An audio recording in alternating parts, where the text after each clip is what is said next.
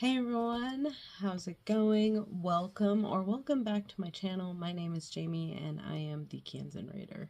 If you are new here, basically what my channel is I talk everything from Jesus to books. So what this video is about, as you guys probably have read in the title, is a book haul. I'm not going to do a lot of book hauls on here just because I tend not to buy a lot of books. I borrow a lot of books, so I mean, I guess I could do library hauls, but yeah. So I have quite a huge stack of books here. 10 books, which is probably the biggest haul I've ever really done. 2 of them are secular. I do plan on reading. The one I hear everywhere on BookTube and Book Talk and Goodreads and Instagram. So I really want to give it a try and actually come at it with a Christian worldview point, because while I do see some Christian booktubers talk about it, they never really talk about the actual content and where it's at when it comes to being Christian. So there's that. The other one, I haven't ever seen anyone really talk about this book. I found it because it says that in the description it wants to get back to fantasy classic roots, which for me as a fantasy girly, classic roots means J.R.R. Tolkien and C.S. Lewis. That for me is classic roots. Red Rising by Pierce Brown. I have seen this everywhere, so we will get into it. It says here on the back, wife taken, his people enslaved, driven by a longing for justice and the memory of lost love. Daryl will stop at nothing to bring down his enemies, even if he must become one of them to do so. First, the time for wow, I really read that wrong. For the first time, Red will rise. Why did I think this was a young adult book? When I talked about this in my 25 for 2025, someone reached out to say that they might be interested in a buddy read, so I might do that. But yes, I'm definitely going to go into this with, like I said, the Christian view and really break down what is content warning unless it hits to a certain point where I will have to DNF because there is a compromise. The second secular book is The Ember Blade by Chris Wooding. I mean, look at how thick she is. I am so loving it. The only bad thing is it's not as floppy as I want it to be, but it's pretty floppy. But yes, I can't wait. They say on the front it mentions Lord of the Rings for the modern generation, so already got high praise right there. And it says if you like Brandon Sanderson, you'll love this. So I have read Brandon Sanderson for the very first time last year. I didn't find anything wrong with it Christian-wise. I did find that it did take quite a while to get into the depth of the world. And that's one of those books that I will have to do a point of view of what I see on fantasy magic versus magic realism, like a little more in depth, and what books that I will DNF and say that it is magical realism versus magical fantasy. I kind of did that in my convictions video, where I talk about, like, with Lord of the Rings, that's fantasy magic. Mistborn, which is Brandon Sanderson's most famous works, I think, because whenever you hear Brandon Sanderson, if you do not know who that is, you always hear of Mistborn. And that is a trilogy, and yeah, when I went reading into that, it does kind of have a magic system called allomancy, but again, it's fantasy. It's not anything I think would happen in the real world. I mean, people are swallowing metals and getting apparently magic powers from that. I mean, that's not real. Versus magic realism, which I had to stop reading one of my favorite book series of all time, which is Harry Potter. I absolutely loved Harry Potter when I was growing up, but it does say witchcraft and wizardry. There is spells in it, and I understand that she based it off of a biblical verse, and that there's a lot of like, I have it here, hold on. That's like looking for God in Harry Potter, but, and I'm sure this guy explains a lot of good details on Harry Potter and how you can find God in that, but witchcraft and wizardry, I just can't get past anymore. I'm having that conviction, so if you by all means don't have that conviction, then I wouldn't worry about it. I would definitely pray about it to God and see where you guys come up with. If you do have that conviction, you have that conviction. If you don't, that's between you and the Lord. So with that being said, this being compared to Lord of the Rings and Brandon Sanderson, I don't feel like there's going to be any like magic in here that would really throw me off. I feel like this will be more on the fantasy side than magic realism, but again, I will let you all know. Now, on to the Christian fiction books. All of there is one non-fiction in here, so let's actually start with that, and that is Gay Girl, Good God by Jackie Hill Perry. If you have not heard of Jackie Hill Perry, I am urging you to close this video and go watch her because she's amazing. I love listening to her talk. This is her testimony of how she struggled with gender confusion and how she embraced masculinity and homosexuality, but then God saved her. So, yeah, I highly, highly recommend going and watching her. I can't wait to read her her testimony. As I said, that was the only nonfiction. So if you are new to Christian fiction, and if you were like me who used to like more scary stuff, but now that you are a Christian and you have to get away from that, this writer is the perfect person for you. If you have been in the Christian world of reading for a while, you probably are already knowing which author that I'm about to bring up, but that is Jamie Jo Wright, and this one is The Lost Boys of Barlowe Theater. It just won a Christie Award, and I think she came out with this in 2023. So this is one of her newer ones. I can't wait to get into this. Also, every cover of hers is just gorgeous, but she does dual timeline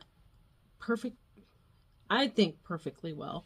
A lot of times I don't like dual timeline because of someone's formatting of it, but I really do love her formatting. And she always, at the beginning of the chapter, you know, like this one says Greta, so you know that one's under Greta, and this one's Kit. So Kit is our present day, and Greta is our 1915. That's what that storyline is. And if you get to a chapter that doesn't have a name on it, it means that you're still in that previous chapter's point of view. So yes, she always does the spooky really well, but it's what I like to call the Scooby-Doo effect, where it feels like it might be paranormal or supernatural, but then at the end you take off the mask and it's a man inside. So, Scooby-Doo effect. And I love the faith work that she weaves into it. I think I own 4 or 5 of her books now. 4. I own 4 of her books now, but I have read 5. This next author, you guys know that I hyped this author up, especially if you follow me on Instagram. My favorite book of all time since 2023 has been Letter of Grace by T. Bell. This is her debut novel, and she made me cry within the prologue. She is a Christian romance author, so if you love romance, there you go. This one I highly recommend, especially to married couples. If you are married, go read this. She also has amazing faith woven through. If you've seen the movie Fireproof, I like to say this is a lot like Fireproof. You have a married couple and a rut in their marriage. The only difference is these two have a child together, and they've been basically together since they were 6. Brooks proposed to Ember on the playground, and it was done and over with since there, but I think they officially get together when they're like 13 or something. Can't remember. But they go through a rut. If you don't like the miscommunication trope, you may not like this, but I highly ask you to just put aside that dislike for a little bit, because I don't like the dislike. Blah, blah, blah. I don't like the miscommunication trope either, but when you have the miscommunication at the beginning of the book and it is something that the couple is working their way through, I can forgive it. Anyway, this is not what I bought. I'm done hyping her up on that book. This next book, I'm really trusting her with. The reason why I say that is because her inspiration is something that I don't like. But I'm going out on a limb for her with this one. And, yes. She also has a song that goes with this. I can't remember what it is. It's like either Dirt Cheap or Cheap Dirt or something like that. I'm gonna have to look it up and then throw it up in the corner for you guys. But her inspiration is The Notebook, and I absolutely loathe The Notebook. That is for other day, because I could be here for a few minutes. But More Than Dirt. This is a cowboy romance. This is her first cowboy romance. It is about a 74-year-old named Warren Stone who, I think he sits down his grandchildren and tells his story of him and his wife. I think he's like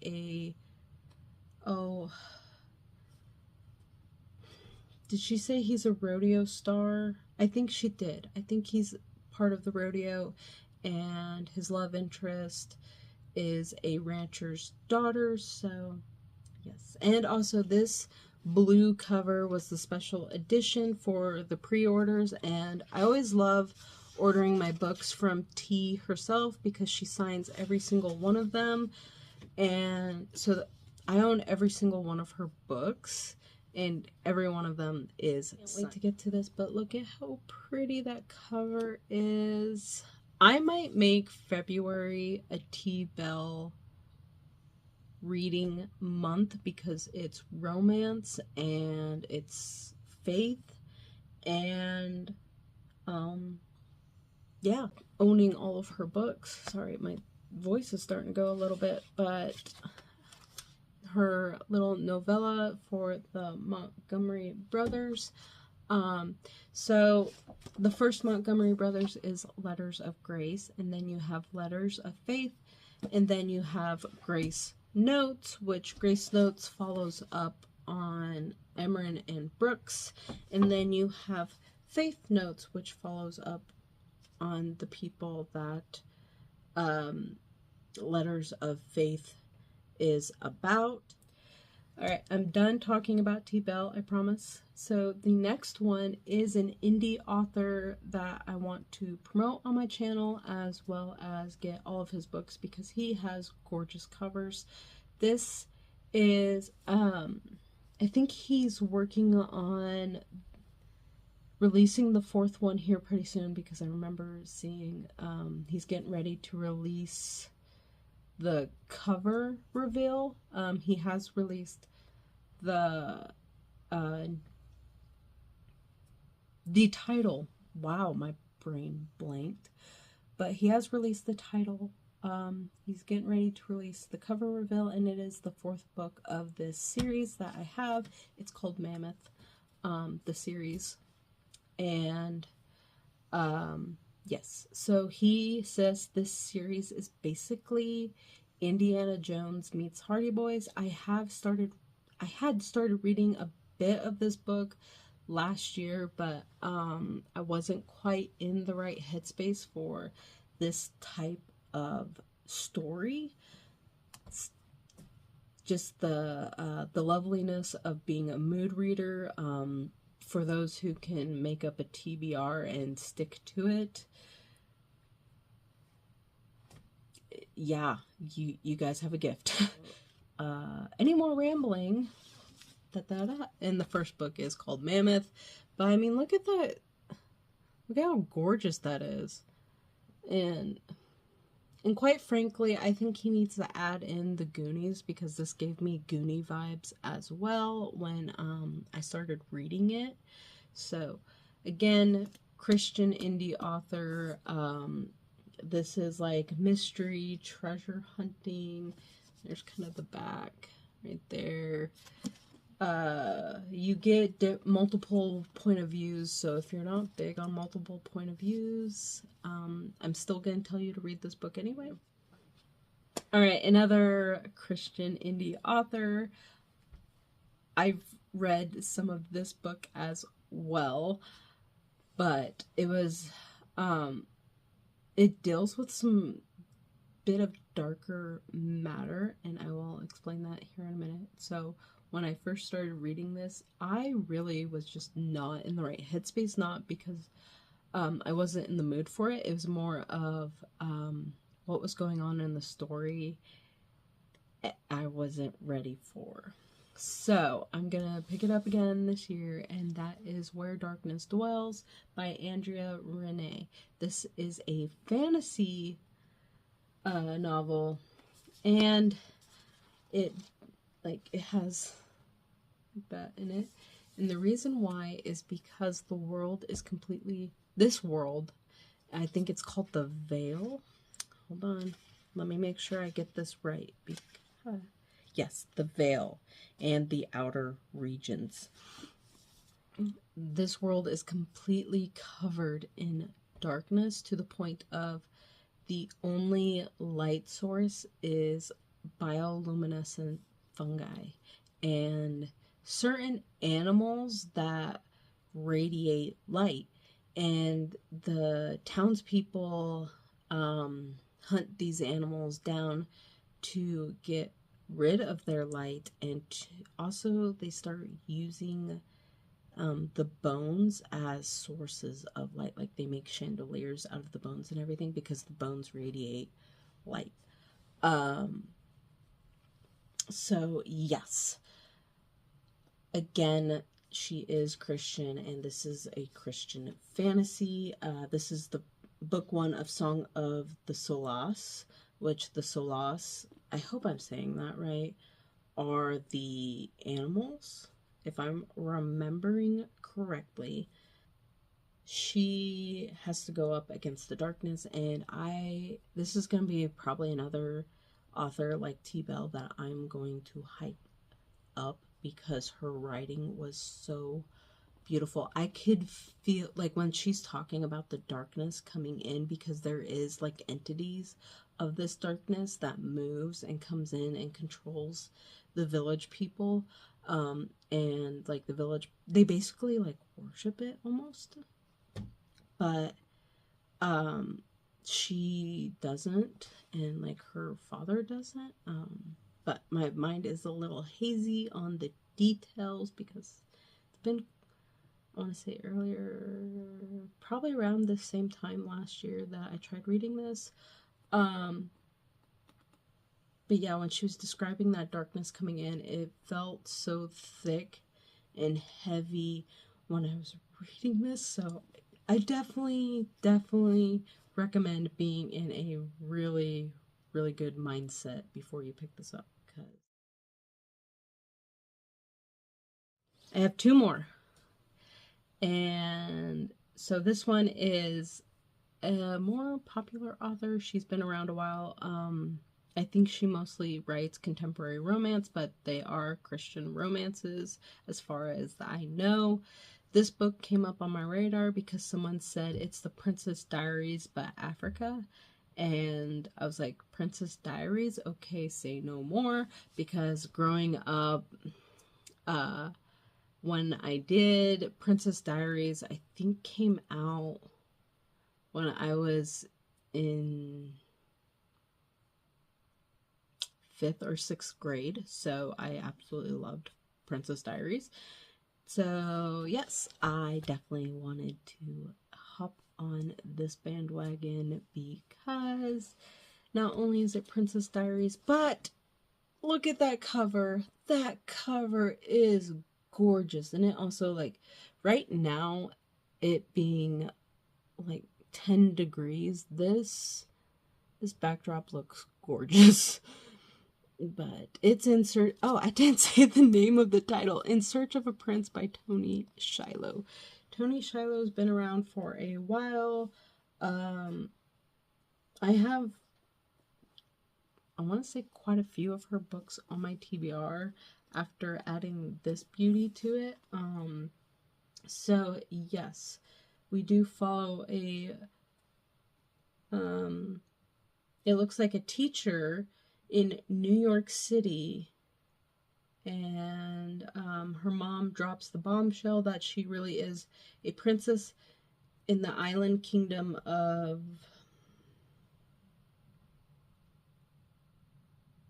I'm not even going to try to pronounce that because I am going to butcher it, but it's off the coast of Africa. And she must immediately assume her royal position because of the health of her grandfather, the king, is failing. So, like I said, Princess Diaries, but Africa, and instead of a student, it looks like a teacher. Another indie author that I follow on Instagram, I absolutely love her style. She is also a seamstress, and her style falls along more the line of mine and what I plan on making my style.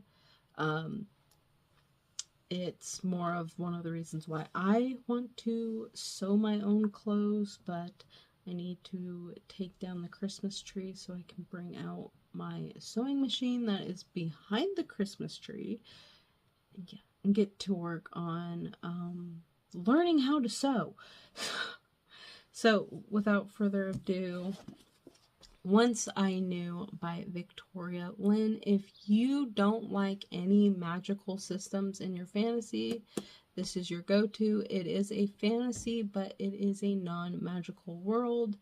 And I think this deals with the amnesia trope as well. So if you love the amnesia trope, here you go. It's not one of my favorites. So again, going outside of my comfort zone.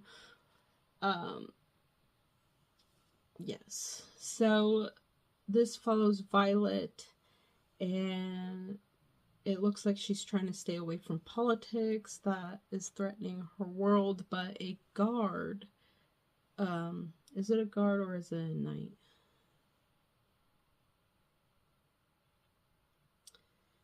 A kingsman who is unconscious in the woods, and he wakes up with no memory of who he is, and she takes care of him.